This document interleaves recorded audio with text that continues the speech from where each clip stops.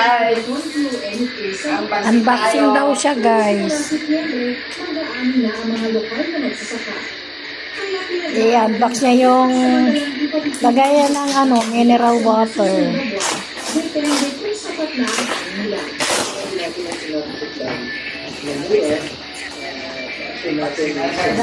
Dadaan yung pusa mo. Kanyang pusa na maligalig.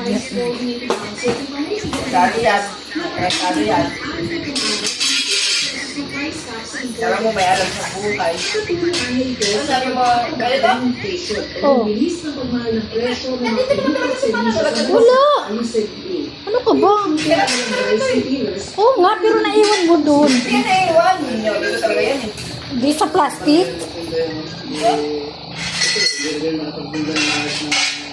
Ano to?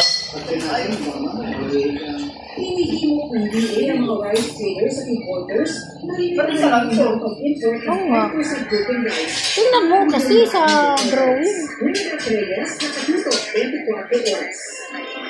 Ipinalagaan ni Pangulong Bongbong Marcos bilang Cabinet Secretary si dating Department of Interior and Local Government Secretary Benjamin Atalos Jr. Inanunsyo yan ni Talent Head Officer of the Secretary, Claire Castro, ngayong araw. Alinasco, tinulungan ni Atalos ang Pangulo sa pamamagitan ng pagbibigay ng nahalagaan, kapanahon at strategic advice sa mga issue na nakaka-apekto sa usaping political sa bansa.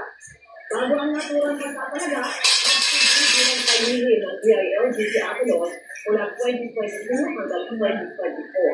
Tumakbo siya sa pagkasunod noong 2025 pero pigong manalo. Inuutos ngayon ang isang babaeng nanloob sa pasakayaran na bahay sa Laguna City. Kabilang sa mga perang inaray ng mga suspect, pambili para ng gamot. Nakatutok si Gabriel Gonzalez. Dako alas 2 ng hapon nitong Lunes, nagpapahinga ang isang senior citizen sa kanyang bahay sa barangay Sipak, Almacen ng Botas. Nang pumasok ang isang babae na nakaitim na t-shirt at dahan-dahan kinuha ang wallet sa nakasabit na sling bag sa kama. Makalipas ang ilang sandali, binalik niya ang wallet sa bag. Sakto namang nagising ang lalaki at ang kasama niya sa bahay. Nakipagpuntuan pa ang babae sa kaumalis.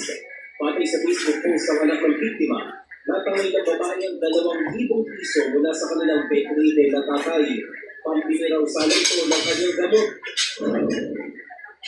Sa barangay Bagong Bayan South naman, pagka alas 3:30 ng hapon ng Sana, be, bus na. balik sa isang compound na kinaturang babae. Ha? Pumasok siya sa isang bahay at agad